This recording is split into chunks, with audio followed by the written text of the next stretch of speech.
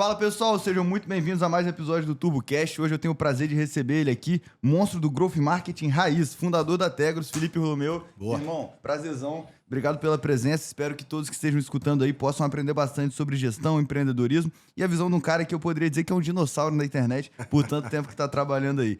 Lomeu, para começar, cara, quem que é o Felipe Lomeu no mercado em 30 segundos? Obviamente pode estender um pouco mais aí. Felipe Lomeu é um curioso, um cara obstinado por resultado, obstinado por trabalho, não reclama de trabalho e é isso. A trajetória inteira de ralação e agora começando a colher os frutos. Lomeu, tem 3 anos que eu tenho uma empresa que presta serviço, estou muito cansado, quero vender meu negócio. Como é que eu vendo isso? Como é que eu faço a empresa de serviço ser vendável, cara? Prepara ela. Acho que se você pretende vender seu negócio, você tem que começar a preparar esse negócio a partir de agora. E preparar esse negócio significa, né, cara, tem um modelo de negócio que faz sentido para alguém, esse negócio depende de mim, não depende de mim, esse negócio ele, tem clareza nos números, como é que tá meus colaboradores sairiam se eu não estivesse aqui, eles iriam para, né, participariam de alguma fusão ou não, porque você é uma empresa de serviço. Se o seu time for embora junto contigo, depois aí não faz o menor sentido, né? Então, enfim, isso eu acho que são algumas perguntas que você tem que trazer respostas para a mesa. Eu quis espetar mais da parte de serviço mesmo, porque o pessoal está acostumado com M&A, etc. E um SaaS, um e-commerce é algo mais simples. Só que eu até penso, mesmo eu com a cabeça de dono, cara, é muito difícil a gente construir uma empresa de serviço que seja separada da gente, pessoa física, quando a gente fala isso como fundador. E é até mesmo essa pergunta, não é que o cara do outro lado quer que eu continue tocando o negócio, mas meu time aqui, eu acho que se eu sair, ele sai fora junto. Como é que eu faço, de fato, para preparar uma empresa para esse nível de maturidade? Porque eu vejo vários amigos nossos faturam, 2 milhões, 5 milhões, 10 milhões por mês e estão longe de estar prontos para ser vendável, enquanto tem um SaaS faturando 300 mil, alguém vem e dá buyout nele. Empresa de serviço, o buraco é mais embaixo. Vão estressar mais isso aí. Boa. Cara, depende para quem você vai vender, qual é o ângulo. Por exemplo, você pode ser uma empresa de serviço que você vai vender sua carteira. Mas qual que é o valor disso? Oi? Não tem tanto valor, né? Claro que tem. Sua receita recorrente, né? Você pode ser absorvido por alguém que, por exemplo, quer a sua carteira. Você já tem um ponto aí. Vou trazer outro ângulo. Você pode ser um implementador de determinada solução e, cara, você tem ali um ângulo do concorrente querer, né, eventualmente comprar a carteira para implementar a solução dela. Ou simplesmente alguém que já implementa o que você implementa e ele só quer aumentar a carteira. Então, não precisa necessariamente do seu time. Beleza? Então, mais uma vez, aí depende de qual é o ângulo do negócio que você está construindo. Tá? Você pode ter, inclusive, alguém que vai te comprar para matar o negócio. matar o seu negócio. E é muito comum esse movimento. É porque eu penso muito com a minha cabeça aqui, de que a gente também tá olhando um pouco para M&A nesse mundo de serviço, que é algo novo pra gente. Perfeito. E aí eu penso, poxa, se eu vou comprar só a carteira de cliente do cara, é melhor investir em CAC. Dependendo de qual é a carteira do cara. Tem que ter alguma coisa muito valiosa ali dentro. A conta é essa. E é por isso que geralmente você vender carteira não é tão bom. Por isso que eu te falei. Mas não significa que não dá para vender. E assim, olhando para um player de serviço como o nosso caso aqui, não precisa falar de Tegros não, pode falar de Turbo. O que eu preciso desenvolver de alavanca para o cara de fora ver mais valor na minha empresa? Cara, eu vou precisar falar de Tegros, né? Porque é muito do movimento que a gente acaba fazendo lá. Mas, cara, eu preciso ter um modelo de negócio que eu consigo capturar uma margem acima da média do mercado. Beleza? Então aí eu começo a ficar sexy. Agora, se eu só tenho carteira, só tenho receita, né? Se eu sou implementador de determinado tipo de atividade, seja lá qual for, não tô nem falando de ferramenta. Cara, eu não tô fazendo nada demais. Eu só tô com um monte de gente trabalhando aqui e é isso. Né? Isso talvez não tenha tanto arbitrando hora valor. homem. E talvez não tenha tanto valor. Agora, se você consegue, né, fazer aquilo que você se propõe a fazer, com um CAC mais baixo, com LTV mais alto, ou com mais eficiência, ou se você junta, né, trouxe aqui 3 características básicas. Você junta isso tudo numa mesma carteira, você já começa a ficar um pouco mais sexy. Aí você começa a fazer mais sentido para o mercado, que é o que a gente busca hoje. Né? A gente tem essa leitura. Cara, eu preciso estar pronto. Eu preciso estar pronto para um possível M&A a qualquer momento.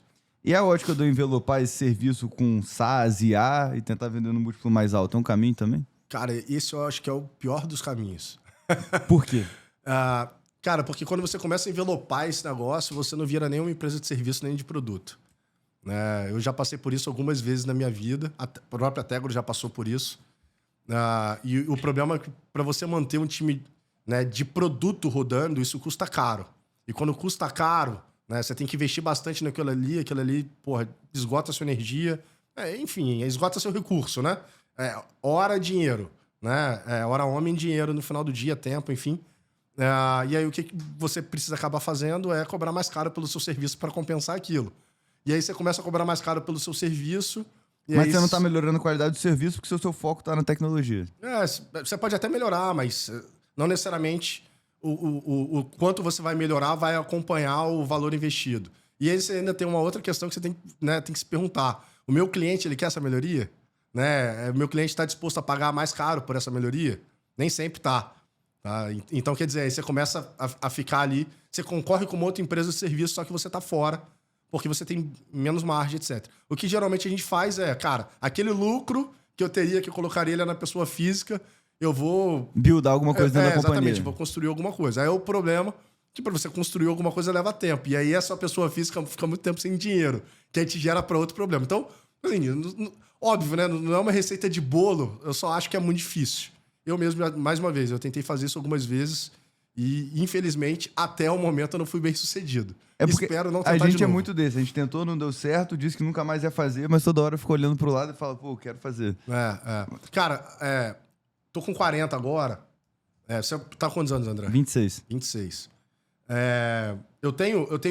Eu acho que você tem um perfil ali muito de derrubador de parede. Que é, meu irmão, muita energia, quero fazer, não sei o que lá. Porra, não é porque fulano não fez, eu vou conseguir fazer e tal, né? É muito do nosso perfil ali, eu acho que a gente se parece. Bate cara na parede, não sempre quebra, mas tenta. Meu irmão, vai continuando e vai tentando, né, fazer diferente. Eu hoje, olhando pra trás, eu me enxergo como um cara que perdeu muito tempo tentando derrubar paredes. Cara, que muita gente me falava, cara, não faz sentido você derrubar essa parede. E aí, não é necessariamente por derrubar a parede, é porque você pode até derrubar a parede, você pode até conseguir derrubar uma parede que outras pessoas não derrubaram. Mas é que talvez atrás dessa parede não tenha algo tão incrível assim que vale a pena. O risco e retorno não compensa. Exatamente. Eu acho que no final do dia é isso. Então, por exemplo, você acabou de trazer para a mesa, né, o questionamento. Se eu colocar aqui uma empresa de produto plugada numa de serviço, meu múltiplo vai aumentar. Não é mais fácil então você ter uma empresa de produto? Total energia nesse negócio, você levanta capital de risco, né? Ou põe o seu próprio capital, ou sofre um pouquinho mais tempo. E, meu irmão, foca só no produto. Entende o ponto? Não, total. Isso só veio na minha cabeça. Foco, foco, foco. E a gente criou a Turbo, e nossa ideia aqui era só ser o aggregator de Venture Builder de NVBs. Então, a nossa ideia é, poxa, a gente vai ter um ecossistema com várias marcas nativas digitais e a gente vai escalar essas marcas, que é isso que a gente gosta e sabe fazer. Aí a gente se deparou, cara, a gente investiu R$100 mil para começar a empresa no total. Não tinha como fazer um aggregator e uma road de negócios digitais. A gente pensou, cara, como é que eu vou fazer para ter dinheiro e construir minhas marcas? Beleza, vamos prestar serviço. Uhum. Aí a operação de prestação de serviço foi crescendo, e no começo a gente falava, o Rodrigo falava muito isso. Não, quando começar a gerar 50 mil de caixa, a gente nunca mais vai vender serviço. Aí quando chegou lá, a gente falava, porra, tá tão bom, né? Vamos, quando bater 100 mil de geração de caixa, a gente para. E até hoje a gente não consegue parar e entende que vai continuar crescendo aquilo, até porque a gente criou gosto. Perfeito. Mas ao mesmo tempo, a gente deixou de lado uma operação que pra gente era muito interessante.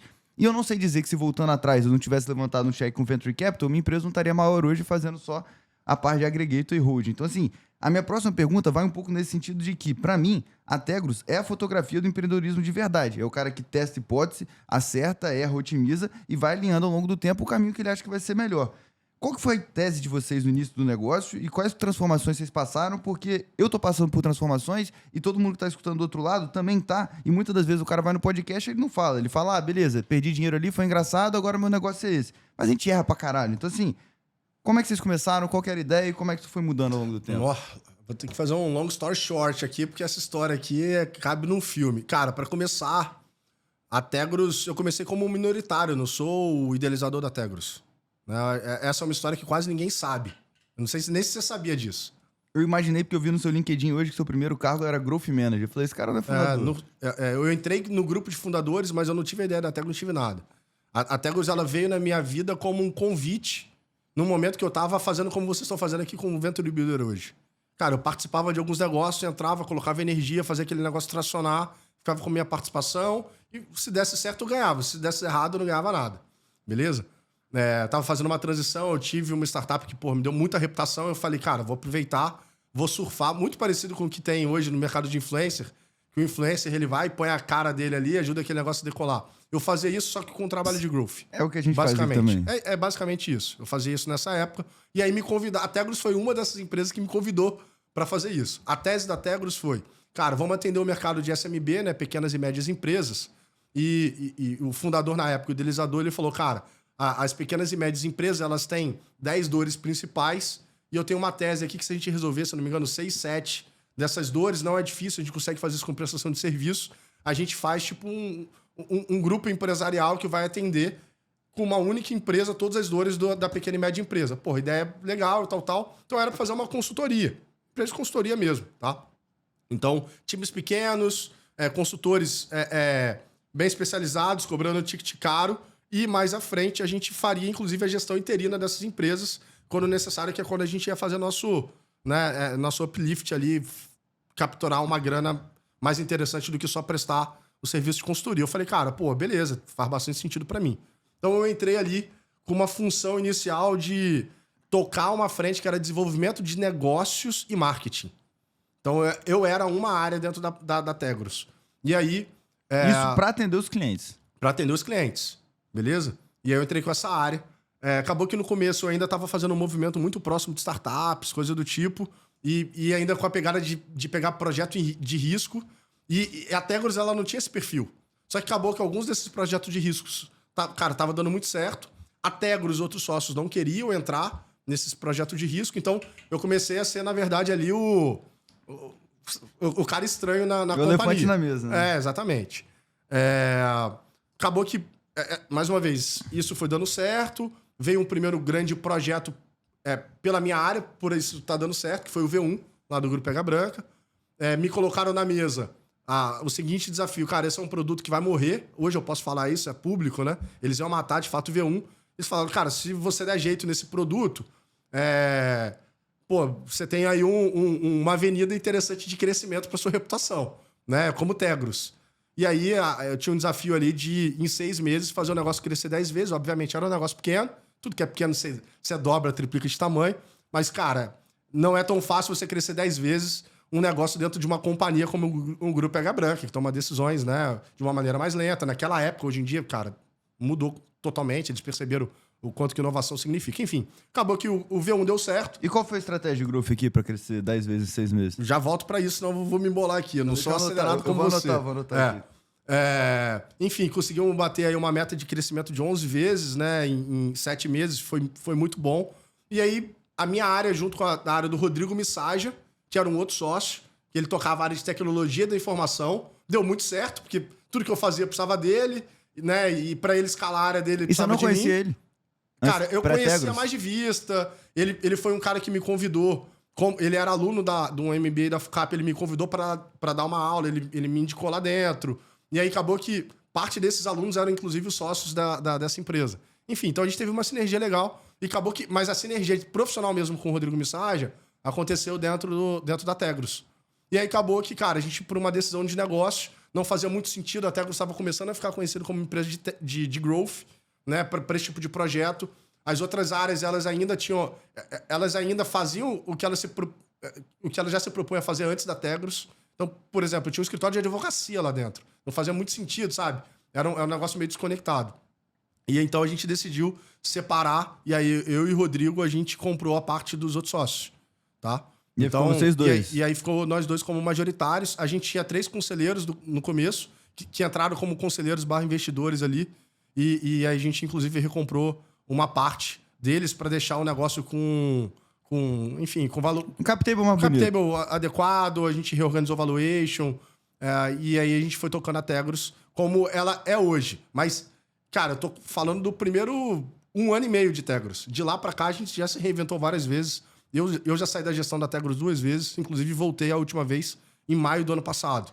Tá? E voltou porque deu ruim ou voltou por um anseio maior? Cara, é difícil dizer se deu ruim. Eu acho que a gente tomou decisões ruins enquanto empresa, beleza? Por quê? A gente estava crescendo muito. A gente estava aí com 70 colaboradores, cara, com, MRR bem legal. Isso quando a gente conheceu, sei lá, 2022. Foi mais ou menos ali. Ali eu tava saindo. E aí a gente tomou uma decisão de colocar uma gestão mais profissional, tá? Porque, cara, hoje eu tô na posição de CEO, mas eu não sou um cara que estudei gestão, né? Fui dar aula na FUCAP e meu sonho era estudar na FUCAP. Entende? Eu sou um cara que a vida foi ensinando. Então eu sempre me senti menos, né? Meio que natural do ponto de vista técnico ali. Eu falei, cara, eu contrato gente para tudo, eu vou contratar gestores para tocar esse negócio. Só que essas decisões, elas não levaram o negócio para um caminho mais adequado. É um pouco do que a gente falou aqui no começo, né? Imagina você tirar hoje vocês que são líderes, meu irmão, que carrega na energia, carrega na liderança, porque você está envolvido, trabalha. Essas pessoas, né?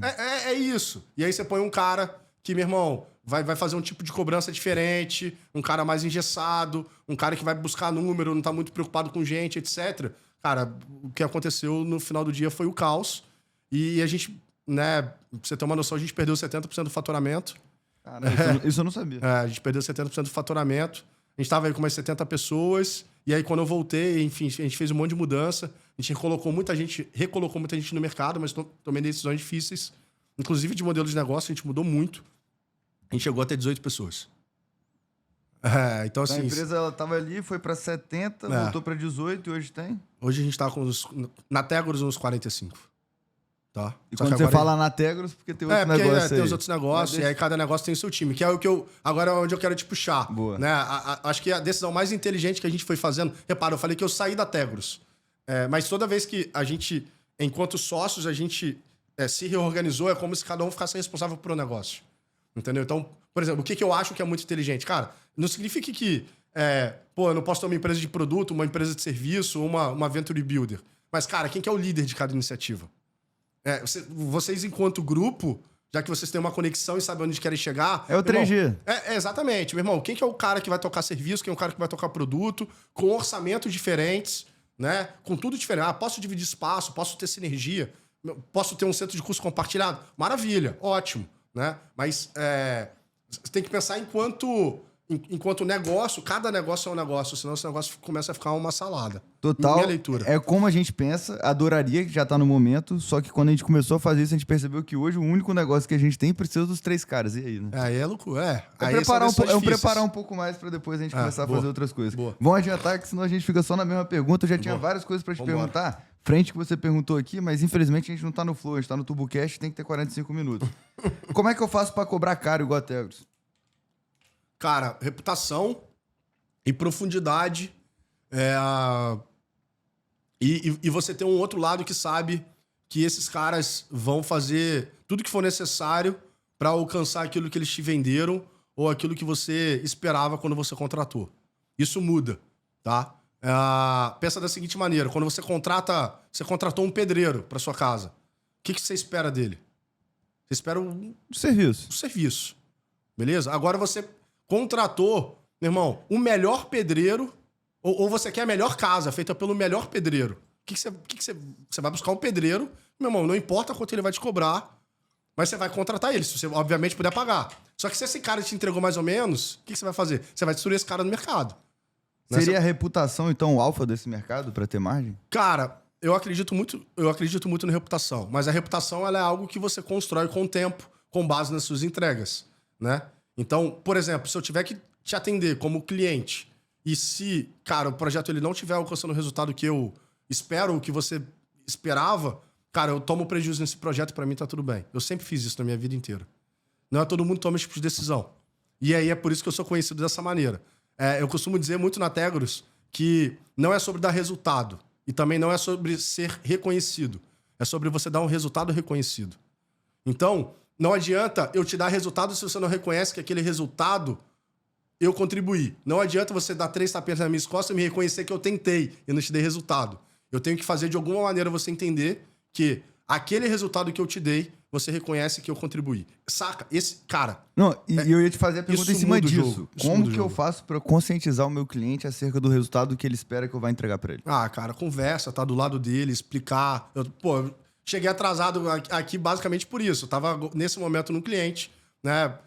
Basicamente era uma conversa de 1 hora que durou 2 horas. E a gente tava fazendo elementos de comunicação. E no final, né, ficou tudo muito claro sobre, cara, qual é o papel da Tegros, qual é o papel da nossa entrega, qual é o papel dele, inclusive.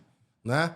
O porquê que as coisas não saem sempre perfeitas e tá tudo bem. E aí, no final, quando todo mundo tem clareza que, meu irmão, tá todo mundo trabalhando em conjunto, existe resultado, né? Uma parte você vai contribuir mais, outra parte você vai contribuir menos, mas que tá todo mundo trabalhando duro para aquilo que acontecer, meu irmão, aí o cliente tá bem.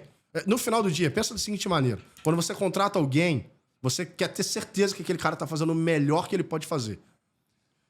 Às vezes o cara ele pode não te entregar o melhor resultado, mas se você tem consciência que aquele cara deu tudo de si, cara, você vai ficar menos puto com ele. Você fica puto quando você percebe que o cara tá cagando. Exatamente. Beleza? Inclusive, se o cara estiver dando resultado e trabalhando pouco, você também fica puto inconscientemente. Você fala, ele poderia dar ter mais. óbvio. Entendeu o ponto? Então, o cara que contrata a gente, ele quer sentir que ele não tá jogando dinheiro fora e não tá sendo passado pra trás. Ele não tá sendo roubado. Ele não tá te enriquecendo sem você trabalhar. Você pode, meu irmão, tá bem. Mas, meu irmão, o cara, ele precisa sentir que você tá fazendo tudo que você poderia fazer por ele. Eu acho que o grande segredo da Tegro sempre foi esse. Sacou? Jogar com verdade, jogar com transparência e enfim. E ter, inclusive, as conversas duras quando precisa. E aí, beleza, que eu quero voltar nisso, senão a gente não vai conseguir esse paralelo. Pelo menos essa última mudança recente. E, galera, eu acho que vai ficar engraçado o corte ali. Quando eu tava falando do Venture Builder, eu tava olhando aqui pra trás, porque normalmente nossos produtos ficam aqui. Eu ia começar a mostrar, isso aqui é uma marca nossa e tal, mas perdi o corte porque trocaram o cenário aqui recente. Lumeu, eu queria entender rapidinho, assim, só essa mudança recente, beleza, vocês pegaram a empresa ali no cenário de terra arrasada, saiu de 70 para 18 pessoas e mudaram o modelo de negócio para ser integrador de CRM. Desculpa se eu estiver usando as palavras erradas. De onde que veio essa ideia? Por que essa decisão? Por que o software que vocês escolheram, se pode falar ou não? E como é que tá essa jornada desde os 18 colaboradores para esse recomeço? Excelente pergunta. Né? Cara, é bem simples, assim, olhando para trás o racional. Antes, eu era uma empresa de marketing e tecnologia. Lembra lá atrás? Contei a historinha? Marketing, tecnologia... E dados, né? Então. Eu era desenvolvimento de negócio e marketing e o Rodrigo mensagem de tecnologia. Com o tempo, a gente começou a ter demanda de dados e de processo. A gente virou uma empresa de marketing, processo, tecnologia e dados. Com o tempo, a gente começou a pegar todo tipo de projeto. E aí, as agências começaram a enxergar a gente como concorrente. As software houses começaram a enxergar a gente como concorrente. Todo mundo que era meu parceiro começou a falar, cara, por que eu vou mandar projeto para a Tegros? A Tegros está pegando tudo. Então, a gente perdeu um ângulo grande de parceria. E aí, isso olhando para o mercado. Agora, vamos olhar para dentro de casa. Eu trabalhava com Pipefy, Pipedrive, RD, ActiveCampaign, Plumes, Lead Lovers, CleverTap, Salesforce, com tudo que você imaginar. Puta salada, beleza? Qual o problema disso? Meu irmão, você não consegue treinar o seu time para trabalhar com tudo. E quando você tem 15 produtos? Entende? Imagina a minha situação. E aí você tem que plugar tudo. É Zapper, é Maker, N8N, e você vai. Só vai. Gambiarra, exatamente. E aí qual o problema disso tudo? Cara, o problema é que você nunca vai conseguir ser eficiente. É quando você começa a perder reputação. Você começa a entregar mal, beleza? Então eu tive que tomar uma decisão do tipo, cara, eu preciso dar um passo atrás para entender por que eu tô entregando mal ou, cara, o que tá complexo no meu negócio. E aí, somado a isso tudo, eu ainda tinha um produto interno. Eu tinha um produto que eu gastei alguns milhões, que era o que fazia essa salada se integrar. Que era o meu integrador, que eu captava lead, fazia enriquecimento de dados, etc., que funcionava nesse ecossistema todo, né, de ferramenta de geração de lead e conversão. E cara, eu tive uma leitura de tipo, cara, eu vou procurar as melhores soluções de mercado que fazem isso de uma maneira mais próxima e mais próxima da perfeição, que vai atender o maior grupo de mercado.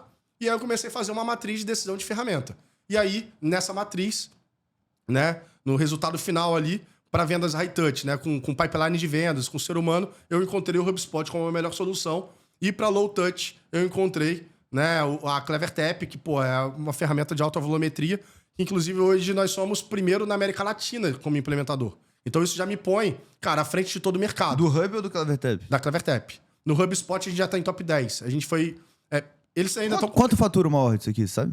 Quanto? Do HubSpot, maior integrador de HubSpot. Não tenho a menor ideia. Nem pesquisei.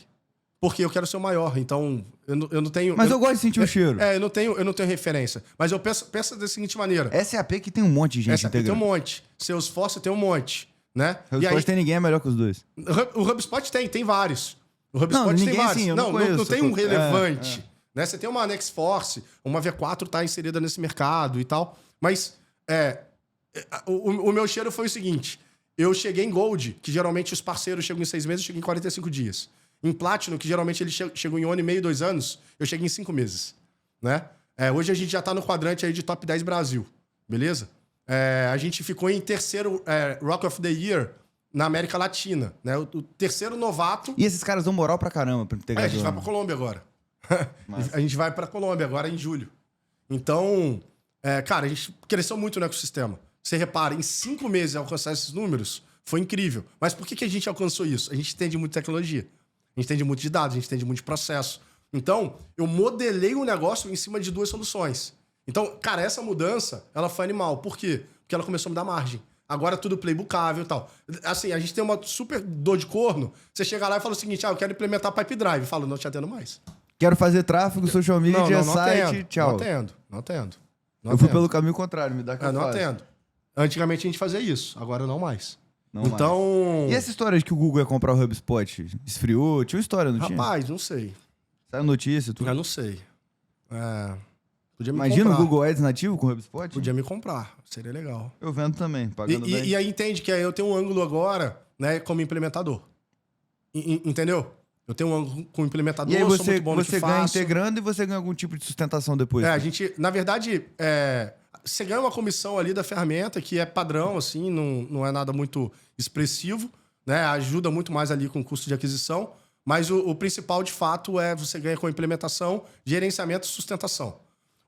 No HubSpot em especial, o mercado ele ganha muito com consultoria, ajudando as pessoas a implementarem. Foi aí que eu encontrei a oportunidade do HubSpot. Porque a maior parte dos implementadores, eles ganham um ticket muito baixo, que é muito parecido com o mercado de tráfego, né? Porque eles têm uma dificuldade muito grande de vender, né? E aí, meu irmão, a gente já chegou na pressão. A gente já chegou falando, meu irmão, não, vamos mudar esse mercado. E vamos pegar, inclusive, esses implementadores que existem e vamos passar projeto para eles. Exato. Você vendeu, e tudo que for difícil, eles mandam pra gente. Que é a leitura de, cara, como que eu ajudo esse ecossistema a se desenvolver. Semana passada, na sexta-feira, eu participei de uma entrevista com o time do HubSpot e a gente estava tendo essa conversa. Inclusive, eles comentando. Ele falou, cara, ninguém no Brasil fala de juntar força. Né? E é natural em outros ecossistemas como o RD. Né? No RD, você vê agências que poderiam servir como concorrente, elas se ajudam. Elas compartilham o lead. Porque a agência que é muito boa atendendo tal nicho, ela pega aquele nicho. Quando ela faz mal aquele nicho, aquele segmento, ela passa para outra. Que tecnicamente é uma concorrente. Só que elas trocam clientes. Então fica bom para todo mundo. Todo mundo trabalha com mais margem, todo mundo trabalha fazendo o que sabe fazer de melhor. No HubSpot isso ainda não acontece. E eu quero ser esse cara. Né? Eu tô trabalhando para ser esse cara. E aí você tem conseguido bater no dinossauro e convencer ele a usar HubSpot? Tenho. Fazendo POC. Modo loucura, né? Fazendo prova de conceito e vambora. E você usa HubSpot para Tegros? A gente usa. Foi inclusive nossa condição para vender HubSpot. Então eu comecei implementando em projetos primeiro que a gente é sócio. Fui colocando fazendo skin the game mesmo. Cara, vou colocar em projetos, em negócios que a gente tem. A Bolden tem. A Bolden, meu irmão, ela fatura 10 vezes menos do que deveria faturar para usar o HubSpot. E eu coloquei na Bolden. Fui colocando em vários negócios que a gente participa, inclusive na Tegros. Falei, meu irmão, todo mundo tem que usar pra gente entender se essa é a melhor solução mesmo. Aqui na Tuba a gente usa HubSpot. Eu não gosto por 2 principais fatores. O primeiro, quando vem o billing eu fico um pouco nervoso, porque é caro. E o segundo é que eu sou um cara mais dinâmico ali, eu acho às vezes meio moroso. Eu entendo que por uma estrutura de um time de vendas, ele é canhão, excelente. Tanto que o Vitor usa e vai continuar usando, porque para gerenciar 30, 40 times, que é uma coisa que eu não tenho capacidade também, então é fácil opinar, ele é muito bom. Agora, eu usava o ClickUp antigamente, eu só botava ali, atualizava a data, pronto.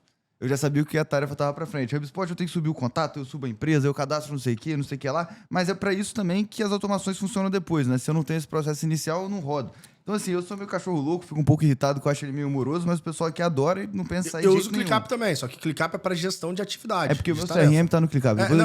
Não, exatamente. É porque o ClickUp ele não é um CRM. Você adapta ele para funcionar como CRM. Para fazer o que você quiser. Assim como você faz o Pipefy, exatamente. Só que ele não tem as características inerentes de um bom CRM. Por exemplo, o que é um concorrente à altura de um HubSpot? É um Pipe Drive. Salesforce, talvez. Um Salesforce. Um Pipe Drive também é, para o módulo de vendas. Só qual é o problema? Você não tem um módulo de marketing. Aí o que você faz? Tem que plugar um RD da vida. E aí, para você plugar o RD, o que você vai precisar? Para fazer uma coisa um pouco mais complexa, você vai colocar um N8N. Aí repara, meu irmão, quando você vai perceber... Você já precisa de um cara de TI. Você precisa de um cara que vai ser um aí vai quebrar a requisição lá do N8N, quem vai resolver? Exatamente, esse que é o ponto. Daqui a pouco você... E é onde a Tegros ela vivia os problemas dos clientes. Porque daqui a pouco aquele ecossistema tá tão complexo que você para de gastar energia no core e tá gastando tempo e energia Só no pra manter remendo. os penduricalhos. E aquele penduricalho, meu irmão... Vai ficando mais caro, mais moroso. E cada vez mais o digital cresce. Aí você tem ferramenta para, meu irmão, para monitoramento de vídeo, você tem analytics, você tem e-mail, você tem SMS, você tem WhatsApp. Meu irmão, é muita ferramenta. Quando era 3 ferramentas que você plugava, era uma coisa. Agora você tem que plugar 10, 20. Entende? Sim. O HubSpot, para mim, ele ganha por isso. Porque ele, para mim, ele é a melhor solução integrada. Porque nativamente ele tem muita coisa. Exatamente. Ele ganhou, né, de premiação hoje como a melhor ferramenta de pipeline de vendas, ou seja, o melhor hub de vendas é dele e o melhor hub de marketing é dele. Customer Services, ele tá, acho que em top 5. Só que quando você vai pro integrado ainda, cara, aí fica indiscutível. Indiscutível. Ele é mais caro? Aparentemente sim. Pro Brasil, né? Não, mas é aparentemente, porque tudo isso que eu acabei de falar, se você somar o custo, ele fica mais caro. Entendeu o ponto? É porque a gente não soma. A gente fica comparando uma casinha, um barraco com uma mansão. Cara, não é justo. Não, total, assim, Não pra é mim, justo, a entendeu? gente já teve essas discussões aqui pensando, se eu tivesse que trocar de CRM, qual eu trocaria? Nunca consegue chegar no denominador isso, em comum. é isso. Até porque, e aí, por que a ação da TOTS na bolsa é um negócio que não para de subir nunca? O sweet cost disso é altíssimo, eu não tô falando só de dinheiro, de energia e de tempo. Depois que o cara senta em cima de um RP, de um CRM bom, que funciona, ele não sai nunca mais. Não muda. Sai nunca mais. Beleza, vamos pra próxima. Cara, tô na 4ª pergunta ainda, galera. Esse podcast vai estender mais. Espero Falo que vocês estejam muito, né? gostando. Falo Que, muito. pô, eu estou gostando de escutar também e fazer as perguntas, né? Como é que eu faço pra descomplicar os processos sem eu perder a profundidade? Essa é uma excelente pergunta. Essa talvez eu não tenha a melhor resposta. Mas, cara, o que eu gosto de fazer sempre é documentações que são leves, beleza? Porque se você começa a tornar aquela documentação ou um processo, né, profundo demais, o pessoal começa a fugir dele. É natural. Esse que é o dilema. É você encontrar o ponto ótimo de tudo. E também, se você deixa tudo muito processual, daqui a pouco você não precisa mais de gente, né? O capital intelectual, muitas vezes, ele é necessário para trazer ali no nosso Sim, mercado. sim. A gente não é uma indústria. Né? A gente precisa de uma malemolência, de uma elasticidade alimentar de caminho. Então, para mim, o principal é um processo, cara, o mais próximo do linear, mas eu acho que, para mim, o fundamental em todo o processo é você ter, em etapas, checklist. Cara, isso foi feito, isso foi observado, isso foi realizado, isso foi concluído, isso foi aceito. Você usa Notion? Você usa o que pra A isso? gente utiliza o ClickUp. A gente é early adopter do ClickUp. E é engraçado que eu, na física, eu uso Notion. Eu também. Na física eu uso Também. Notion. Mas, cara, pra time, cara, e pra processo, e, porra, pra ter uma visão, compartilhar com o cliente, etc. Né, você passou aí de 20, 30 colaboradores, eu acho que o Notion, na minha leitura, para prestação de serviço, o Notion fica bagunçado. O Notion ele é muito bom se você é, cara, uma empresa de produto. Cara, eu não preciso ficar prestando conta de muita coisa para ninguém, coisa do tipo. Aí o Notion, para mim, ele é nada de braçada. Tá? A gente usa o ClickUp aqui desde o D0 e até o HubSpot era literalmente tudo na nossa operação dentro do ClickUp. Agora a gente usa HubSpot e ClickUp.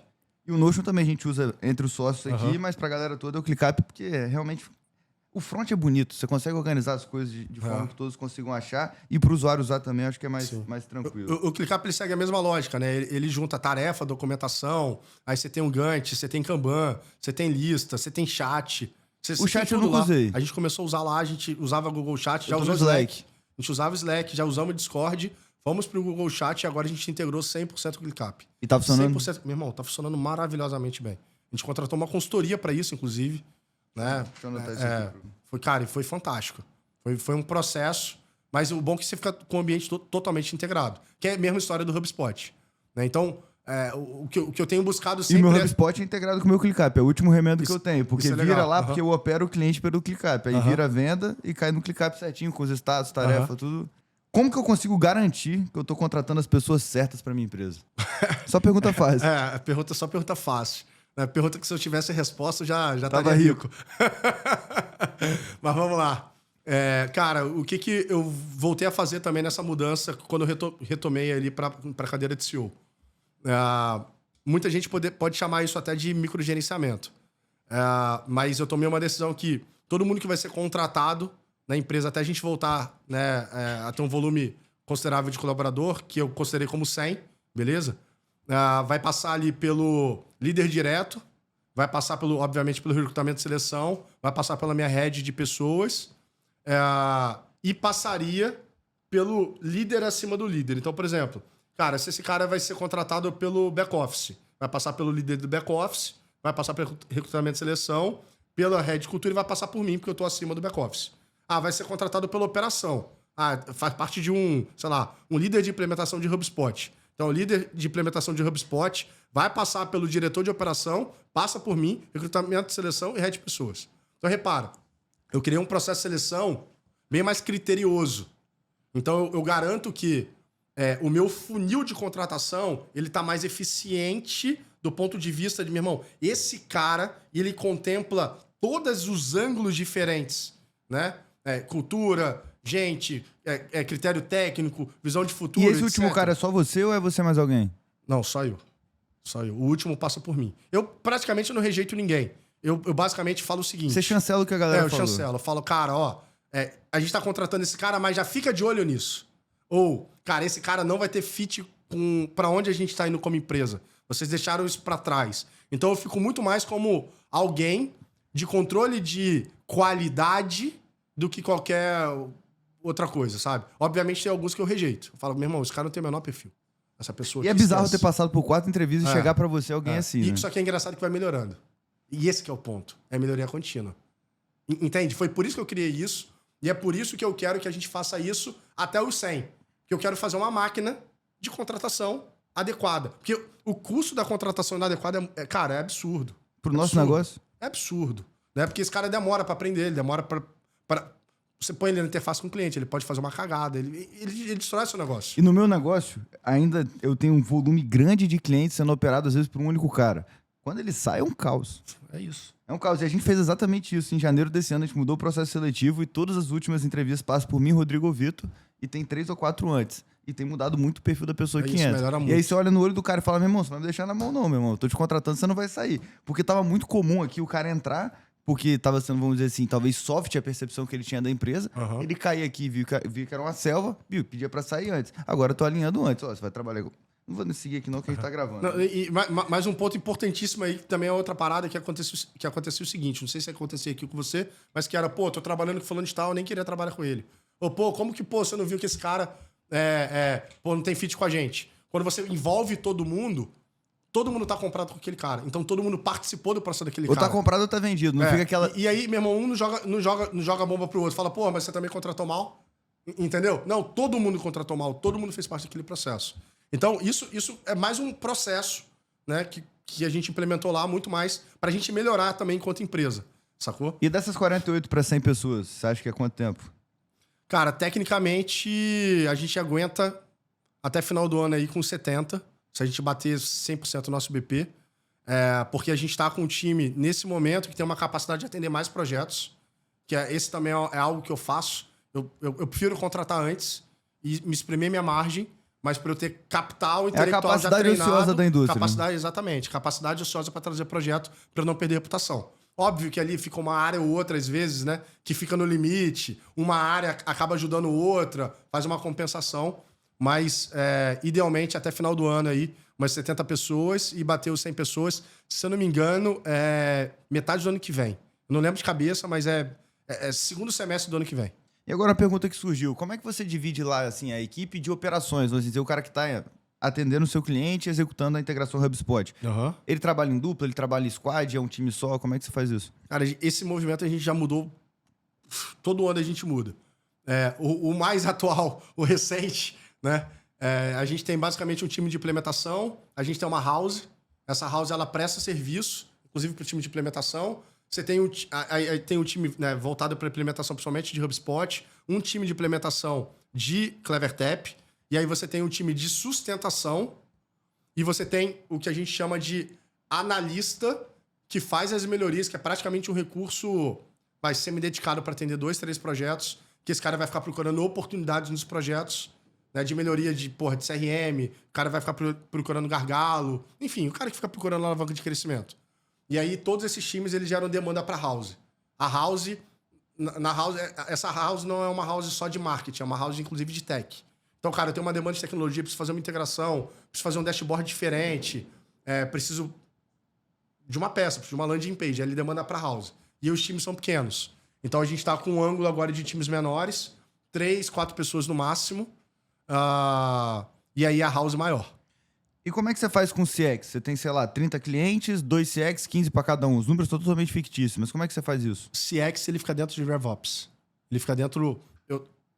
Peço o seguinte, Tegros... É Sales, Marketing e CX tudo junto. Exatamente. Eu tenho Tegros, eu tenho um braço de Ops, que é onde fica toda a estrutura de prestação de serviço. Eu tenho RevOps, Marketing, Vendas e CX. Beleza? Aí eu tenho meu back-office, tenho People e tenho Governança. Eu tenho 5 áreas. Eu tenho 5 liderados que respondem a mim. Beleza? São essas 5 áreas. E aí, governança é tão grande assim ou... Cara, é porque governança toma a frente de processo. Então, tudo que é processo, toda a Tegros obedece governança. De tão a sério que eu levo isso. Eu tenho uma área para isso. Entendeu? Então, toda a Tegros, ela precisa ser 100% playbookável, documentada a ponto de, se alguém morrer agora, amanhã continua como se nada tivesse acontecido. Você tá falando alguma coisa importante, eu te cortei. CX. É isso, ele tá dentro de RevOps. Mas aí ele atende o mesmo cliente sempre? Ele atende o que aparece chamado? Não, o meu CX não atende cliente. Meu CX, ele acompanha como é que tá o andamento dos projetos. Eu não faço o trabalho de CX pro meu cliente em Ops. Não, no sentido, tipo, ele não roda NPS, sei lá, Águia Branca. Não, aí quem roda Ops, ele faz o básico de atendimento ao cliente. Então, por exemplo, ele tem as reuniões com o cliente, Sim. acompanhamento, apresentação de relatório, abertura de chamada, tudo com Ops. E ele faz a primeira camada de avaliação, que a gente chama de farol lá. Que é tipo um NPS, que ele vai dar um farol vermelho, amarelo ou verde, para saber se o projeto está em risco. Verde, toca o pau, amarelo, opa, né, já escala para uma liderança, vermelho... Para tudo, vê o que meu irmão, para tudo, vamos lá, o War vamos visitar o cliente, vamos entender o que aconteceu. Beleza? Eu, particularmente, acabo me envolvendo em pouquíssimos projetos hoje. Eu chego a ficar, às vezes, 3 meses sem visitar um cliente. Porque eu preciso criar uma empresa que funcione sem mim. Entendeu? Entende? Ponto. Não é porque eu não tô olhando pra eles. Mas hoje você tava no cliente agora antes de chegar aqui. Então, exatamente. Mas porque era um cliente que, cara, um cliente relevante, que ele teve alguns pontos, algumas reclamações sobre o passado, que a gente alinhou por telefone, é um cliente que fica rodando o mundo e tal. E eu falei, cara, quando você estiver no Espírito Santo, eu quero te encontrar. E aí foi a oportunidade que a gente teve e a gente tava fazendo uma renovação pro próximo ano. Então, juntou uma reunião, de alinhamento, né? De, cara, vamos estar em sintonia pro próximo ano? Cara, me fala tudo que você tem de problema, que eu quero resolver esses problemas dentro da minha companhia. Então, ficou super alinhado, ficou legal. Então, esse movimento é raro. Agora eu comecei a pegar alguns clientes para fazer algumas visitas, tipo clientes de ticket maior, né? Que a gente tem alguns clientes de ticket bem alto. E aí eu tô combinando de fazer uma visita a cada uns 2 meses. Mas não é porque eu não estou olhando para esses clientes, porque no dia a dia eu estou olhando para todos os projetos, né? Eu fico lá no meio da galera, eu não tenho sala, não tenho nada. Eu ajudo a operação o tempo inteiro, todos os projetos. Todo projeto que está com uma crise, etc., cara, eu sou envolvido de alguma maneira. Só que eu preciso construir um ambiente que o meu time consiga lidar com o cliente. O meu time quer lidar com o cliente. O meu time precisa amadurecer, entende? Então, o meu time precisa dessa interface com o cliente. Então, é como se eu fosse o bot salva-vida. Deu tudo errado, precisa jogar o bot pro cara, pô, o Lumio apareceu. Entendeu? E eu fico rindo aqui porque é exatamente os dilemas e as perguntas que a gente vive. A gente tá doido pra sair da operação, não porque a gente não gosta disso, mas porque a gente entende que conseguiria gerar coisas de mais valor pra companhia, mais. mas quando a gente vai pra lá, como a gente não tá 100% pronto ainda, playbookado, operacional e etc., toca fogo, a gente tem que voltar pra resolver. Paciência. Isso, natural. Cara, isso aqui é muito boa. A cultura da Tegros é algo muito forte. Isso eu não tô falando só de quem trabalha lá dentro, mas a visão do mercado de fora. Quando eu voltei de São Paulo para Vitória, todo mundo falava da Tegros, dos eventos da Tegros, e o Rodrigo também, todos os meus sócios, reconheciam a marca como, poxa, é algo diferente, as pessoas que trabalham lá são boas, mandam muito bem. Eu sei que não existe uma bala de prata, nem um hack para isso, mas qual que é o playbook aí, o passo a passo para a formação de uma cultura na empresa, já que você tem processo para tudo? Liderança forte. Para mim, resumo, liderança forte. Cara, o seu liderado, ele vai ser reflexo do líder. Então, cara, se você tiver hábitos ruins, seu time vai ter hábito ruim. Se você for um cara preguiçoso, o seu time que não é preguiçoso vai virar preguiçoso. Se você se cuidar e chegar, meu irmão, bem cuidado todos os dias, o seu time vai começar a se cuidar. A liderança tá no exemplo, cara. É igual o pai. O filho é reflexo do que ele vê dentro de casa. É natural. Ele pode ter até uma época revoltada. Que ele tá se descobrindo. Mas no final, o filho é reflexo do pai. Então, assim, do pai e da mãe, né? Naturalmente. Eu brinco com os meninos. O negócio é... Tem a porra de um bom processo seletivo e deixa Darwin agir. É isso. Simples. Natural. É isso. Inclusive, né? Você pode, de repente, ter um colaborador que é ruim mesmo. E é o que você acabou de falar. A seleção natural vai resolver esse problema. Né? Porque esse cara não vai ter... O liderado não vai ter fit nenhum com o líder. Tá? Então, para mim, é liderança forte. Liderança forte, bom processo seletivo e deixa a natureza agir. Cara, como é que vocês têm lidado com o traqueamento, ou na verdade a falta de traqueamento em 2025? Temos de campanha, iOS 14, Facebook, Google. HubSpot e Clevertap resolvem bem. Faz o pitch. Eles resolvem muito bem. Não, e é verdade. Assim... Mas eles têm pixel, tem alguma coisa assim? Fica tudo integrado, fica muito mais fácil. Cara, isso pra gente não é matéria nova, tá, André? A gente, cara, começou a falar de First Party Data, cara, 5, 6 anos atrás. Então, inclusive, esse foi um grande diferencial da Tegros, né? A gente nadava de braçada quando falava em performance, quando ninguém falava disso. Né? Cara, quando ninguém continua entendia, pouca gente falando. Tá? Continua falando. Tipo, o que o Facebook, né, o que Meta, todo mundo começou a falar, agora você tem que usar a API, Google, a cookie, o consentimento. Mesmo, isso aí pra gente é velho. Porque a gente é uma galera de tecnologia. Então a gente já fazia isso, não por obrigação, mas porque a gente sabia que dava mais performance. Só que antigamente, essas plataformas, elas não tinham esse serviço. A gente tinha o nosso... Lembra que eu falei do nosso próprio produto? O meu produto fazia isso. Então o meu produto, ele garantia um melhor traqueamento. Você era tipo um Triple A? Cara, a gente era uma ferramenta que capturava tudo seu e a gente se plugava com DMPs. E aí a gente pegava o dado enriquecido da DMP, porque a gente conseguiu... Não, parece até criminoso, mas não é. É isso que eu ia falar. Não é criminoso. Mas porque é como se a gente tivesse... É como se, mas a gente não fazia... A gente tivesse interceptando o dado na metade do caminho e eu enriquecia os dados. Então tinha todo o seu histórico dentro das DMPs. Só que a DMP, ela tecnicamente, ela te fornece isso. Só que as pessoas não sabem capturar isso. O que a gente fez foi um grande depara. Então a gente pegava, né, todas as informações de todas as plataformas, juntava, condensava, fazia um enriquecimento interno e pegava esse enriquecimento e devolvia para as plataformas. Beleza? Que hoje é mais ou menos o que você faz com Meta, quando você faz o enriquecimento, né, do lead. Conversões offline. Exatamente. Só que a gente fazia isso tudo de uma maneira automática, sistemática. Entendeu? Então, pra gente não afetou muito.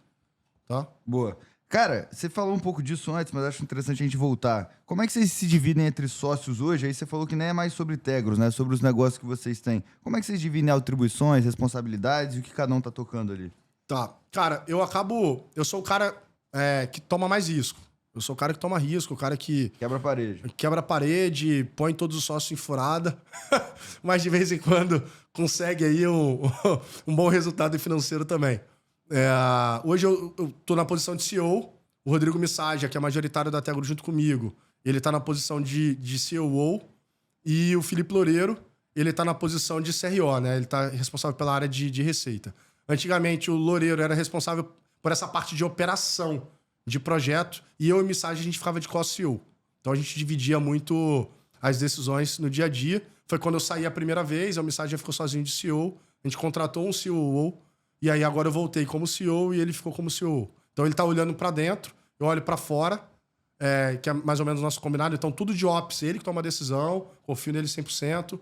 Loureiro, né, que é o outro sócio ali de DevOps. Oi? É o cara que vende, faz relacionamento com o cliente, garante que está tudo sob controle, etc. E eu cuido mais da visão, da estratégia, para onde a gente está olhando. Enfim, eu sou o cara que coordena as ações. Tá? Eu, Rodrigo e Vitor, a gente brinca aqui que um vende, um trabalha e um pensa. Mais ou menos nessa lógica aí. É tipo isso. Só que eu, no meu caso, acho que eu faço os três também. Os três acabam fazendo os três. O próprio Missagia, ele vende muito bem. Projetos Clevertap, executa muito bem. O Loureiro já faz sobre outra perspectiva. Então, eu acho que o lance do sócio é isso, é complemento. Quais são as principais métricas que você avalia no dia a dia, e aí não para o seu cliente, para Tegros mesmo? Cara, excelente pergunta. Fluxo de caixa é algo que eu me interesso muito. Margem. EBITDA, eu tenho olhado cada vez mais. Faturamento por headcount. Para mim isso é bem relevante. Receita por cabeça. Esse é uma métrica que para mim é bem relevante. O nosso negócio é isso. Assim, também não adianta você subir, né, o custo do headcount, e aí isso tem que ser uma proporção adequada. E margem por headcount? É uma boa, né? Pode ser uma boa. A gente está olhando muito também sobre o CSP, né, custo de serviço prestado. Né? Isso é uma média... desculpa, é uma métrica importante do nosso negócio. Mas a gente tem lá, por exemplo, essas são as principais, são as básicas. Mas eu, por exemplo, eu tenho uma que é importante para mim no modelo de negócio pela minha estratégia. Que é, por exemplo, qual o custo de um negócio vendido de uma parceria. Que é como se fosse o custo de aquisição ali de um negócio que foi originado por um parceiro. Mas o parceiro você não paga só na cabeça, você continua pagando ele ao longo do tempo? Não, só na cabeça. A gente, CAC inclusive, não... mesmo. É tipo um CAC, só que por uma originação específica. Entendeu? Isso, pra mim, hoje, pro Lomeu, como CEO, é mais importante do que o próprio CAC. Porque aqui é onde você consegue botar atração. É porque ali é a minha tese de negócio. Eu queria ser baseado em parceria. Entendeu? Asset Light. Exato. Então, é minha tese de negócio, tá? Então, e aí eu tenho esses indicadores com esse ângulo, entendeu? Que é o ângulo do meu negócio com a minha estratégia hoje, tá? Cara, essa aqui é muito boa porque vai voltar pro Lomeu mais raiz. Beleza que hoje você tem menos problema com isso, mas como é que você faz para atender essas empresas grandes e tradicionais e integrar com um monte de software legado? Isso é maravilhoso, né? Geralmente a gente chega chutando porta. Cria problema, todo mundo quer te matar. Mas, cara, brincadeiras à parte, cara, rodando POC. A gente roda POC, cria um ambiente separado, cria algumas brigas internas, né? Com time de tecnologia e dados. A gente tem casos aqui em grupos empresariais, pra você ter uma noção, que eu registrei domínios em meu nome. Real. Senão não andava. Não anda. Registrei domínios em meu nome, fui contratando plataforma, eu pagando meu cartão de crédito, colocava pra rodar, e depois eu chegava e falava, isso aqui tá rodando dessa maneira. E aí, meu irmão, você queria uma confusão do caralho. O cara, você não podia, não sei o que. Eu falei, o resultado tá aqui. Opa! Vai querer ou não vai? Opa, vamos resolver isso. E aí, o engraçado é que isso traz celeridade, né? E aí, aquilo que não tava andando começa a andar. Entendeu? E aí, obviamente, você passa a ter alguns inimigos, beleza? Você passa a ter alguns bons inimigos, porque são os caras que não querem que ande mesmo, mas eu entendo, e é importante, eu entendo a posição deles. Porque esses caras, eles querem garantir estabilidade, segurança. Não é qualquer doido que vai chegar lá e, meu irmão, vai meter a mão. Então eu entendo a posição desses caras. Só que eu também, eles precisam entender a minha posição. Eu fui contratado para resolver um problema que ele não estava resolvendo. Entendeu? E a gente tem que se complementar. E aí é quando a gente tem que dar as mãos e falar, meu irmão, vamos resolver isso? Mas, geralmente, eu crio essas POCs, né, essas provas de conceito e quando necessário, a gente, ao invés de pedir permissão, a gente... Pede perdão. A gente pede perdão. É isso mesmo. Cara, é muito engraçado. Você falou mais cedo de melhoria contínua, nossos valores. E aí o Rodrigo fala essa frase praticamente todos os dias. É melhor pedir perdão do que permissão. É isso. E aqui eu anotei, pra você não fugir. Qual foi a estratégia de growth da V1 pra crescer 10 vezes em 6 meses? Cara, a V1 foi uma loucura. Cara, foi muito... Acho que foi muita análise. Mas o principal foi... Cara, essa é legal. Vou ter Eu ia que chutar responder influenciador, mas... Tipo, Não. Eu vou falar uma parada que é bizarra. Certamente você é um cara inteligente, estudioso. Sabe aquela sacada da Segunda Guerra Mundial, quando o avião voltava, que ele tomava balas? Você já viu esse? Pra derrubar. Oi? Na Segunda Guerra Mundial, se eu não me engano, os aliados eles começaram a pensar numa estratégia de como proteger melhor os aviões. Os aviões estavam caindo muito quando voltavam. Então eles foram analisar qual era o melhor lugar para proteger um avião. E aí, na primeira ótica, o avião ele tinha todas as marcas de tiro, eles mapearam as marcas de tiro e instintivamente eles protegeram os lugares que tinham marca de tiro. Já viu essa história? Já. Só que os aviões continuavam caindo. E aí teve um gênio que falou o seguinte, falou, cara, é ao contrário. Se o avião tá voltando com a marca de tiro ali, significa que eu não preciso proteger essa parte. Eu preciso analisar os aviões que caíram. Só que os aviões que caíram você não conseguia analisar, né? Naturalmente. Então eles começaram a proteger a diferença, né? Esse delta. E aí os aviões, né, começaram a parar de cair. O V1 foi mais ou menos isso. Ridiculamente foi isso. Por quê? Por exemplo, lá no V1 existia uma tese de que corridas longas eram melhores. Só que corridas longas não são melhores. Você fala assim, como assim? Uma corrida que fatura mais é pior? É pior. Porque eu tiro o cara do eixo. Então, eu pensando como motorista de Uber, se eu fosse rodar com Uber, eu acho que é totalmente errada essa visão que eles têm de que quer pegar corrida longa. Porque a corrida mínima, se for muito pequena, você vai ganhar o FII mínimo, você tá rodando no mesmo raio, o seu custo de deslocamento até pegar o cliente é menor. E você pega um público mais parecido com o seu. Sim. Né? E você se mantém sempre ativo, porque você tá no centrão. Então, por exemplo, essa foi uma grande mudança de paradigma. Então, a gente tinha uma corrida de ticket ideal. Outra mudança de paradigma foi sobre o perfil do cliente. Qual é o perfil do cliente de um V1? É diferente do Uber. Uber ele pode ter qualquer um. No V1 eu preciso de um cara que leva o filho na escola, eu preciso da velhinha que vai no médico, eu preciso do empresário que vai para um happy hour, eu preciso de um cara que vai para uma reunião, eu preciso da jovem que sai à noite, porque o motorista é particular, é CLT. Então eu preciso manter esse carro ativo o tempo inteiro. O Uber, a oferta e a demanda regula a quantidade de motoristas que vai ter por hora. No V1, não. No V1, não adianta eu ter um grupo igual de usuários, porque senão eu só tenho Eu vou ter demanda. que distribuir os meus motoristas de acordo com a demanda que eu tô pensando que eu vou ter. Na verdade, eu tenho que ter um público distribuído para Sim. controlar melhor os meus motoristas, Mas porque de eu não consigo acordo com o distribuir público, motorista. você pode mudar o motorista de horário também. Mais ou menos. Não tão porque flexível, Porque o né? motorista ele tem a faixa de 8 horas. E os horários de pico, geralmente, eles se concentram em 2 horas. Entendi. Entendeu o ponto? E ele não pega 2 janelas. Não consegue pegar 2 janelas. Entendeu? Então, essas mudanças de paradigma eram bem complexas ali no começo. Então, a gente teve que fazer muita análise fora do padrão. Né? Porque a gente, instintivamente, a gente vai chegando a conclusões que são óbvias. É tipo você olhar um gráfico. Ah, tô crescendo. Ah, óbvio, tô crescendo. Só que é você entender que talvez você não esteja crescendo. Né? Aí você fala, cara, eu estou indo para cima, mas eu estou perdendo. Então, a gente tinha que correlacionar dezenas de gráficos. Correlacionar, por exemplo, o movimento de chuva, movimento de trânsito, a ponte engarrafada é melhor ou pior. Entende? Tudo isso precisou ser correlacionado. Então, deu muito trabalho Isso você fala de análise. correlacionar, é rodar regressão linear mesmo, Tudo que você significância imaginar. estatística. Tudo que você imaginar. A ponto da gente, na época, entender que, cara, fazia de tudo. Eu podia fazer de tudo para você correr 7 vezes, porque depois que você corresse 7 vezes... Você não trocava nunca você mais não de trocava aplicativo. nunca mais. Então, aí eu precisava pegar, meu irmão, qual que é a janela ideal de eu te oferecer o primeiro desconto, o segundo desconto. Aí eu tinha segmentação, ele recebia 90%, você recebia 10%, outro recebia 30%. Por que um recebia um desconto diferente do outro, em janelas de horário diferente, em regiões diferentes? Tinha quantas pessoas trabalhando nisso ou era só você? Cara, no começo era basicamente eu, o Rodrigo Missaja, um cara de dados, e tinha mais um outro cara que tocava ali tocava o bumbo. Então era um squad muito, muito sênior da Tegros, obviamente. Do time do V1 tinha mais um monte de gente. Mas a Tegros foi um trabalho... Foi uma época que basicamente a gente, enquanto sócio, a gente não fazia nada para a Tegros, a gente fazia tudo para as empresas. A gente chegou a demorar 4 anos. Outsourcing, praticamente. É gestão interina. A gente demorou 4 anos para ter um site. A gente não tinha site. Se você entrar hoje no site da Tegros, é uma landing page. Eu entrei hoje. É uma landing page. Tá bonito. E aí você pega Cicobi, Suzano, Grupo H Branca, Grupo Coutinho, só empresa...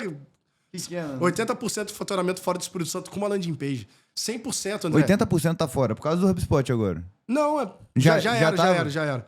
100% dos nossos clientes vieram por recomendação.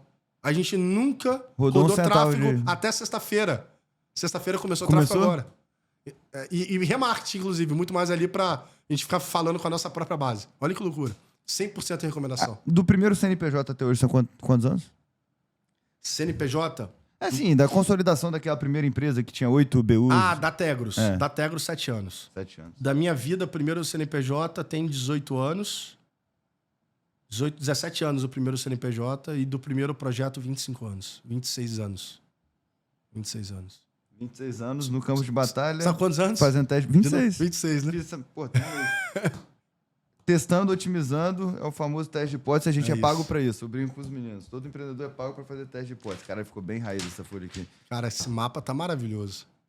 A gente que mexe com serviço sabe como é difícil escalonar um negócio, porque ele não é escalável no limite, a não ser que você faça esse outsourcing do jeito que você tá fazendo aí. Perfeito. Frente às porradas que a gente já tomou, a gente vai aprendendo para tentar otimizar esse processo. O que você tem de dica para quem opera serviço e quer crescer, cara? Não se preocupa com escalar nem escalonar. Se preocupa fazer um bom trabalho, capturar dinheiro, né? Capturar valor com o que você está fazendo. Né? E aí, quando eu falo fazer um bom serviço, não significa ter qualidade. Né? Inclusive, você fazer um serviço de baixa qualidade pode ser ok para quem está te contratando. Tem uma frase de um cara que eu admiro muito que ele falou, cara, tem gente que contrata você para colocar um quadro na parede. O cara não especificou que o quadro tem que ser bem pendurado, ou que tem que ser com parafuso, ou que tem que ser com prego, ou que você, inclusive, não precisa deixar a parede suja. O cara te contratou para colocar um quadro na parede.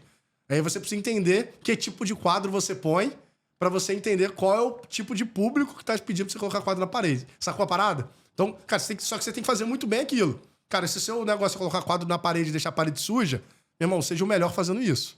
Entendeu? Então, é você... Que jogo você tá jogando, né? Entendeu? O jogo que você tá jogando, fazer muito bem isso, fazer melhor do que o mercado, né? E aí depois, quando você começa a entender que você tá ganhando dinheiro, tá gerando valor para aquelas pessoas, aí sim, o movimento natural vai ser você escalonar esse negócio. É natural. Por quê? O mercado é carente. Se você presta um serviço muito bem fazendo aquilo que você quer, essa pessoa que contratou o seu serviço, ela conhece outras que conhecem também. Então elas vão ser um grande potencializador daquilo que você tá colocando no mercado. E aí, como você já tem uma fórmula, entre aspas, de como ganhar dinheiro fazendo aquilo que você se propõe a fazer, para você é mais fácil replicar. Mas a vida curta demais pra crescer só por indicação. Às vezes a gente quer botar o pé na Tudo porta, bem. botar, Vambora. porra, Não, 30% não. da receita em aquisição e pau na máquina. E como é que eu resolvo a bucha aqui pra atender um número crescente Não, de então. clientes, com a cultura se deformando, que eu tinha 30 pessoas, agora eu tenho 100 e tá um caos na minha vida. Mas repara que não é só sobre crescer com indicação. A partir do momento que você atende muito bem esse público, você vai entender que, meu irmão, é João de 25 a 30 anos que anda sem camisa, que é o seu público. Beleza. Aí o seu time de vendas vai procurar esse João. O problema é quando esse time de vendas começa a procurar a Maria, de 60 anos. Entendeu a parada?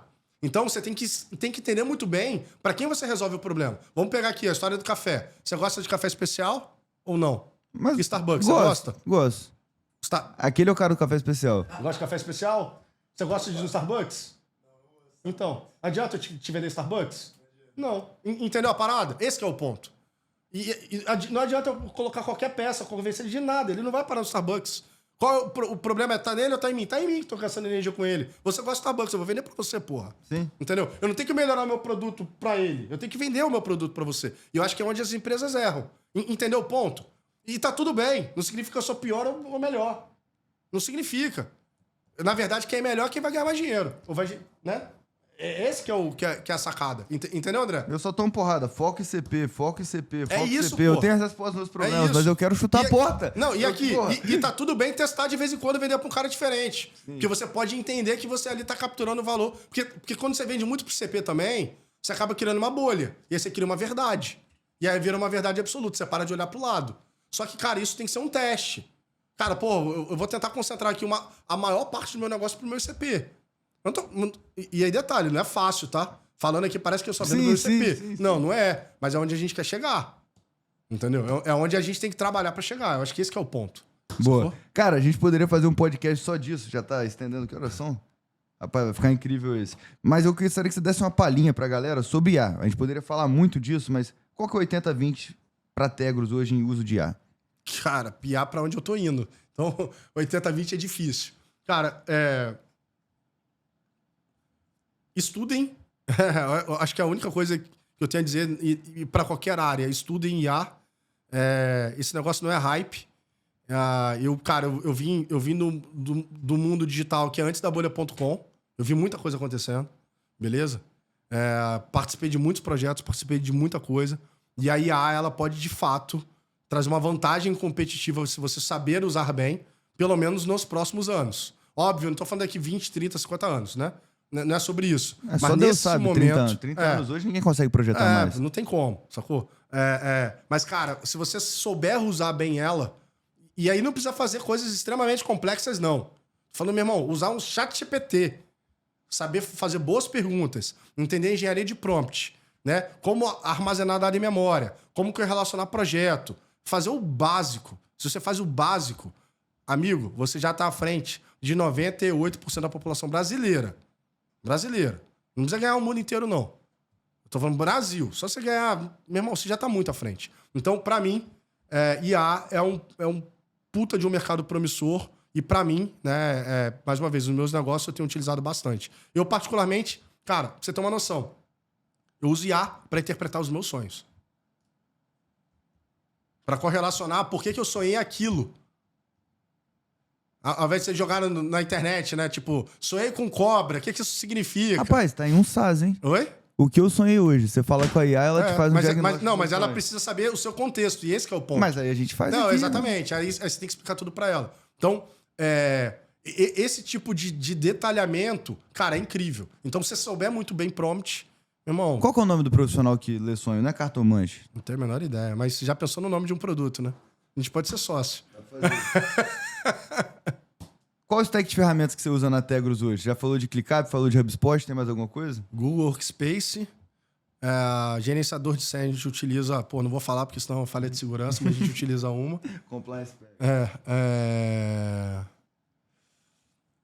Cara, a gente tá em back-office OMIE, a gente saiu do Conta Azul, foi pra Nibo. Pô, eu tô quase fazendo isso, Fomos saindo do pro Conta OMIE. Azul e pro OMIE. Valeu a pena? Valeu a pena. A gente saiu do Conta Azul, foi pro Nibo e agora OMIE. A gente contrato The Forsign, CRM HubSpot,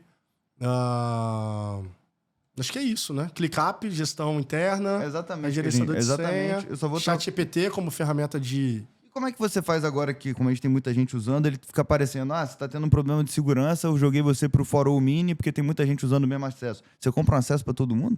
Não. Aí você tem menos acessos, aí você controla os acessos em nível de usuário e vai organizando esse nível de projeto e controla o uso da galera. Mas você não tem tido esse problema de falha de segurança? Não. Tá, depois você me ajuda que deu problema ali. E você falando de contrato, eu lembrei disso. Cara, o tempo que a gente gasta ainda fazendo contratos hoje, era pra ser tudo no GPT fazendo. Eu fico puto que a gente não resolveu isso ainda. Você pluga, é tão né? simples, cara. Inclusive, o próprio HubSpot ele gera o contrato para você. É só você plugar, por exemplo, o ZapSign. É uma mudança que a gente tá para fazer também. Você pode criar os modelos. Eu uso o ZapSign. Eles integram junto.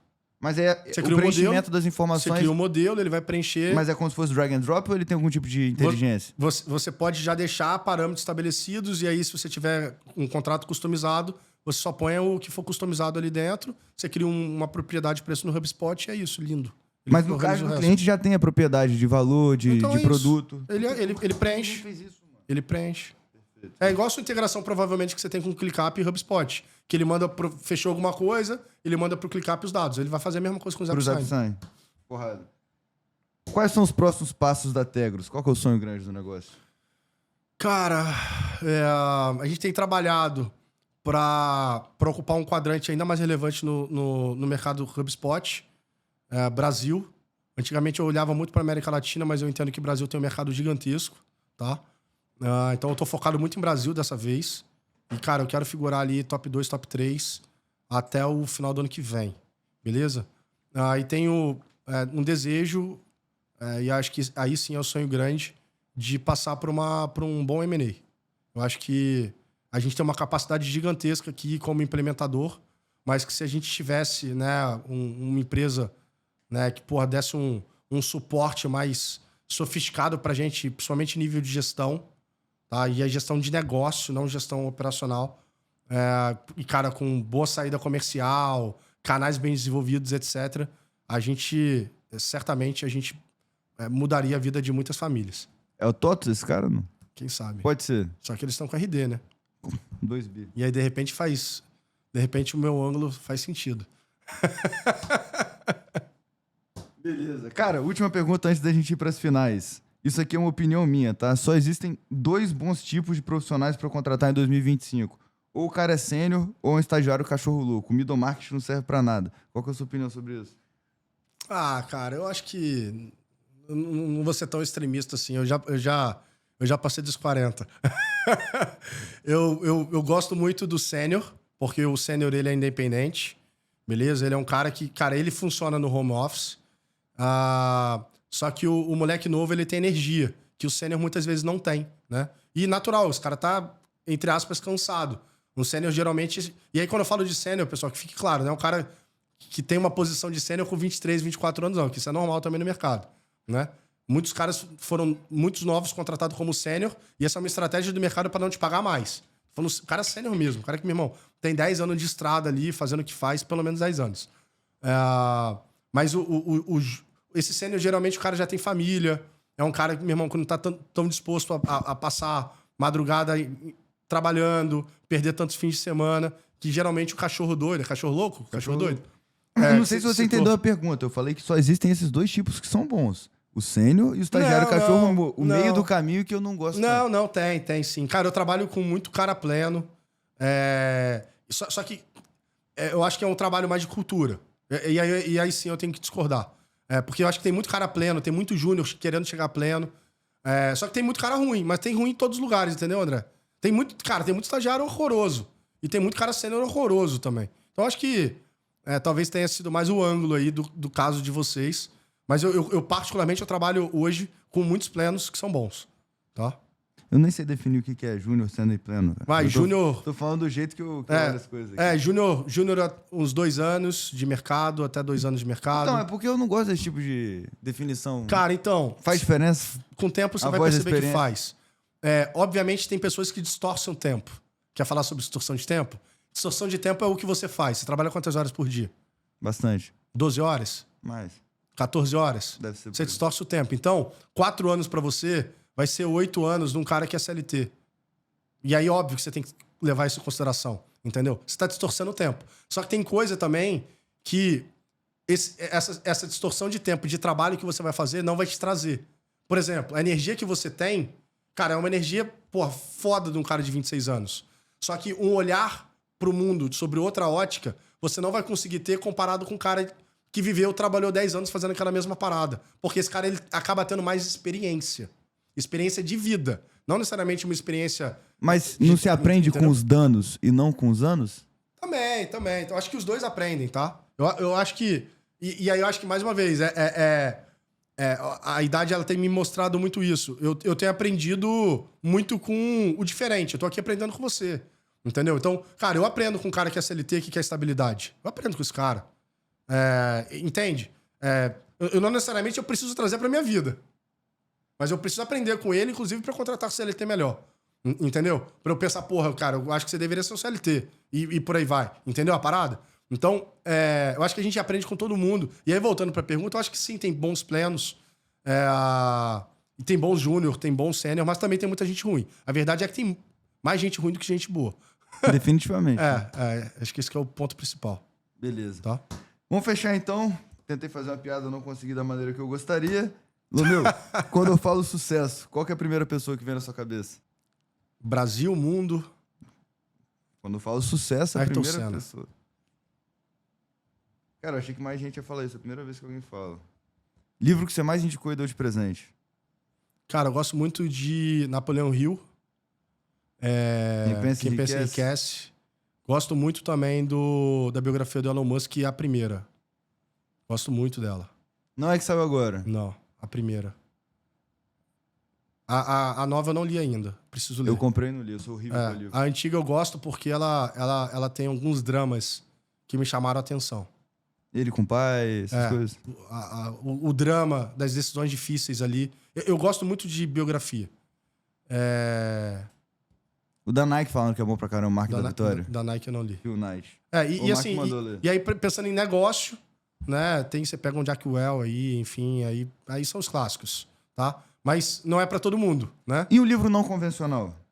Eu acho que eu vou adicionar essa pergunta, que todo mundo fala a mesma coisa. High Output Manager, não sei o que, não sei o que lá. Um menino maluquinho.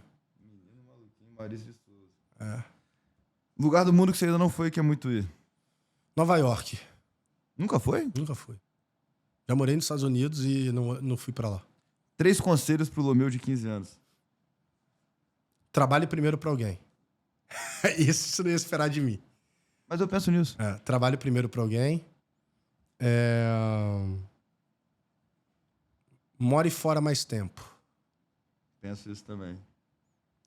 E eu acho que um outro é se mantenha firme. E pra gente fechar, frase da semana. Frase da semana. Cara, tem uma frase que me impactou muito, uma frasezinha idiota, mas que eu tenho trazido pra minha vida todos os dias. Essa frase é maravilhosa. O que você não muda, você escolhe. O que você não muda, você escolhe, e normalmente todos os dias, não é isso? Porrada, né? Porrada. Irmão, muito obrigado. Porra, galera, acho que foi o maior podcast que a gente já gravou. Muito obrigado a todos que assistiram até agora. Tô meio cansado, segunda-feira, chegando no final, tem mais uma reunião agora. Deixa aqui nos comentários a próxima pessoa que você quer ver aqui no TurboCast, se inscreve no canal e vamos com o Turbo. Boa.